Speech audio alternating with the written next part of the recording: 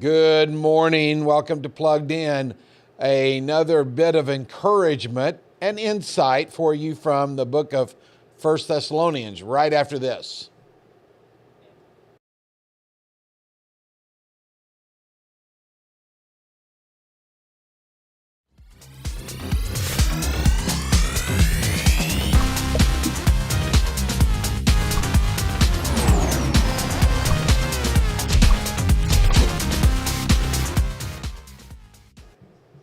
Well, welcome back, and we're glad to have you for this week's Plugged In. If you want to look this up in your Bibles, you can. It's going to be on the screen in just a little bit. It's a beautiful day out and wonderful weather. It's starting to feel a little bit like fall. But in 1843, there was a man by the name of William Miller who had studied the Bible for about 14 years and had become convinced that Christ was going to return in 1843. So he announced that the date would be April 3rd, and some of his followers went to the mountaintops. They were hoping for a head start to heaven. Others were in graveyards planning to ascend in their reunion with those who had already departed.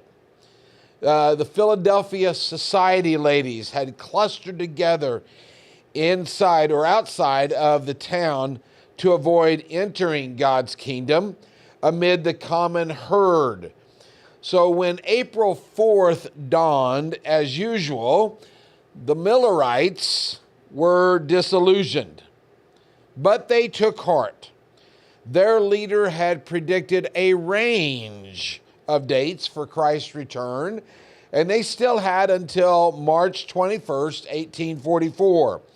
The devout followers continued to make ready, but again, they were disappointed. A third date, October 22nd, 1844. I mean, we're coming up on almost 200 years ago. It was set as another date. It came, it passed. There have been hundreds of predictions made of Christ's second coming, some dating all the way back to the 1st century. Sources have cited somewhere between 200 to 300 specific dates of Jesus' return. You know, with these empty predictions, it could be a bit disheartening for the followers of Jesus.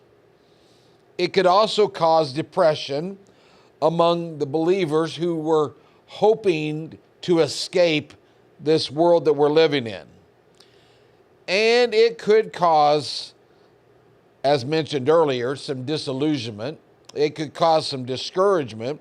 It could also cause some distrust toward the ones who had made the bold predictions, realizing that they were nothing but empty promises. What are we to do? Do we get caught up in all of these predictions? I would say it'd be best. There's a pretty good track record. That's not probably the best thing to do. I think what we need to do is listen to the ultimate source about his second coming and when it will be.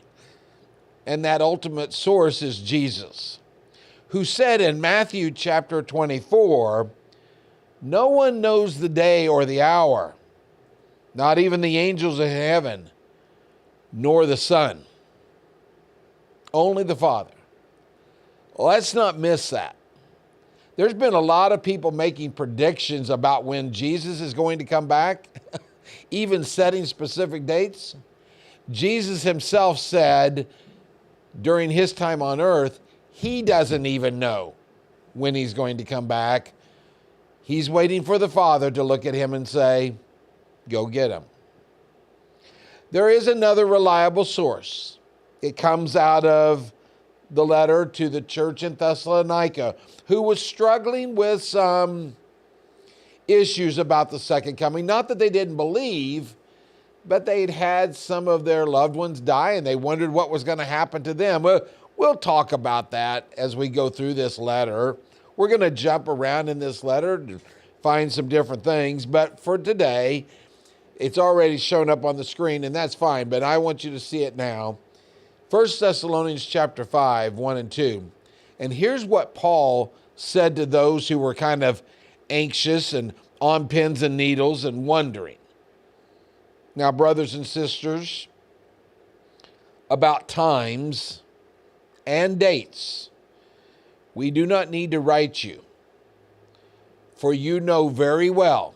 In other words, they've been told, they've been instructed, they've been taught. You know very well that the day of the Lord, that phrase means the second coming. You know very well that the day of the Lord will come like a thief in the night.